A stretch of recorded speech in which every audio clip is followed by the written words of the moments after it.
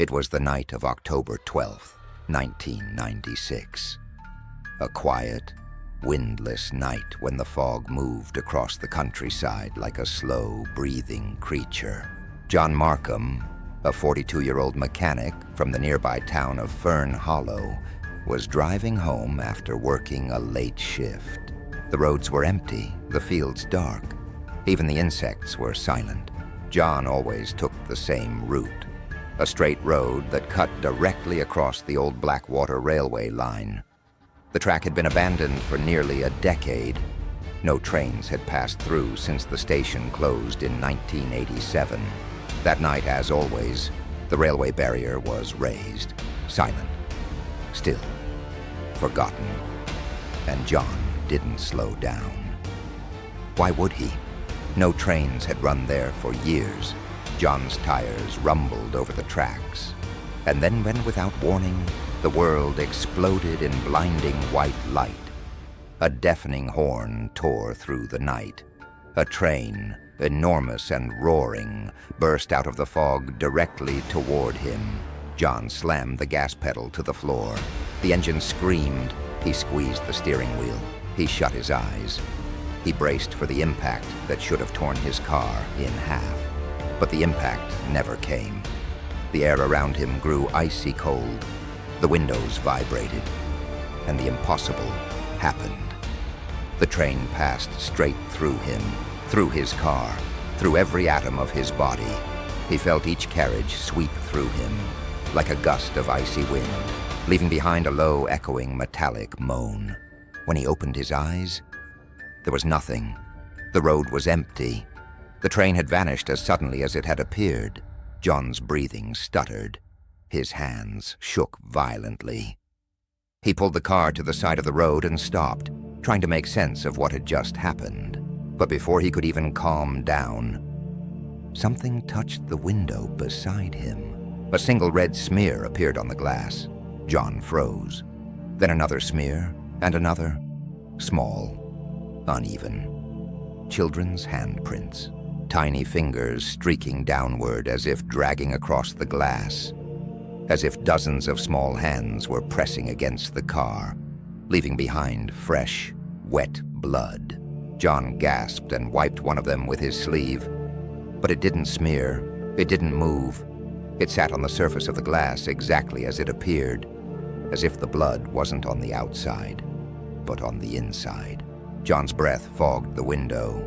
Behind that fog, the handprints seemed to multiply, dozens, then scores, as if an entire classroom of children were pressing their bloody palms against the glass, begging to be let in, or begging to get out. John stumbled out of the car, heart pounding, stumbling backward into the wet grass. The handprints were now on every window, on the windshield, on the rear glass, on the side mirrors. A sickening realization hit him. They were not random. They were not chaotic. They were organized, as if the children were crowding around him, surrounding him. And then the memory hit him like a hammer. 1 year earlier to the day, at that exact crossing. A school bus returning from a field trip had stalled on the Blackwater tracks. The fog that night was thick, visibility almost zero. The driver never saw or heard the freight train coming. The impact dragged the bus more than 200 meters down the track. 17 children died, 4 adults, 1 survivor, the bus driver, who never recovered mentally and died 6 months later. Locals said the spirits of the children lingered. Some claimed they heard their laughter in the fog.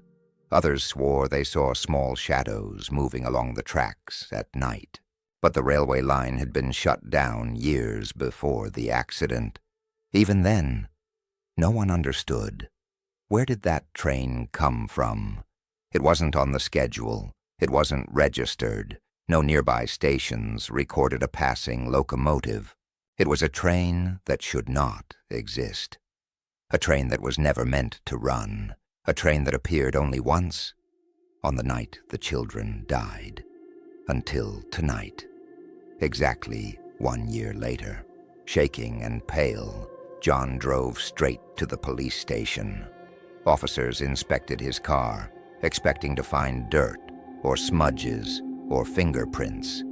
They found nothing, not a trace of blood, not a single print. The windows were spotless, as if freshly washed. But John knew what he saw. He wasn't the first. Reports began surfacing in the following days.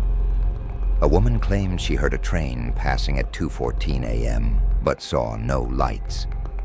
A farmer swore he found children's footprints in his field near the tracks. A retired conductor said he saw headlights in the fog, even though the line had been closed for years. One witness, a teenager walking home, said, "I saw a train full of children. They were staring out the windows, but they didn't look alive." Locals started calling it the Blackwater ghost train. Some believed it was a replay of the disaster looping in time. Others claimed the spirits of the lost children were trying to warn drivers. A haunting detail emerged from rescue reports. When investigators reached the wrecked bus in 1995, every window was covered, inside and out, with bloody handprints, the same size, the same pattern, the same silent, desperate message. John avoided the crossing for months, but on the eve of the second anniversary, curiosity and fear drove him back. At exactly 2:14 a.m., the time of the original accident, the fog thickened, the air turned cold, and from somewhere deep in the distance, a faint whistle, a low rumbling, and then, far across the field, John saw silhouettes in the mist, rows of small figures, children, standing beside the track, watching, waiting.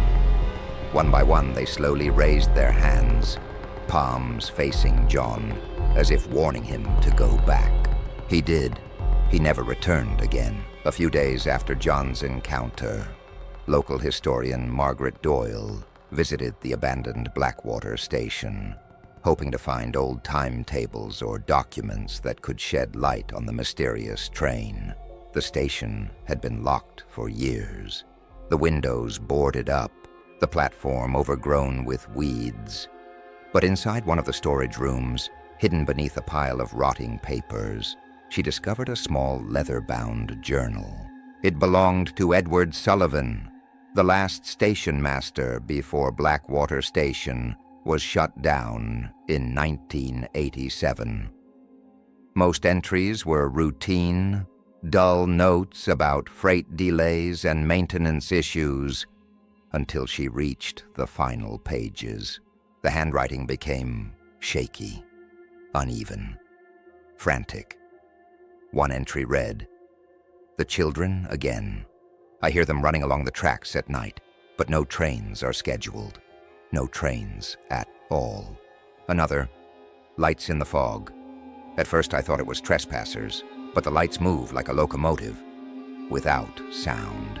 And the final page, dated just days before the station's closure, contained only one line. "The train is coming again, but it's not from this world." Margaret immediately took the journal to the police, but officers dismissed it as the ramblings of a stressed worker nearing retirement. But there was one more disturbing detail. The back cover of the journal was smeared with tiny faint red fingerprints, children's fingerprints, as if small hands had touched it or tried to pull it away.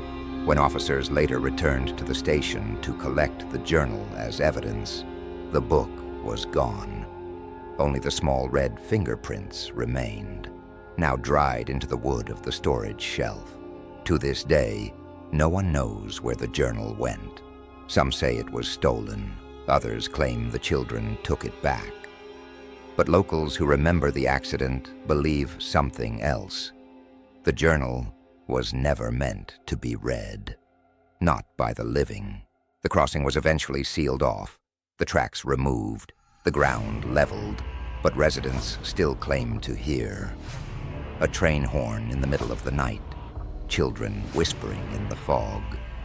Small handprints on their car windows after driving near the old line. Some say the spirits still protect travelers from the train that should never have existed.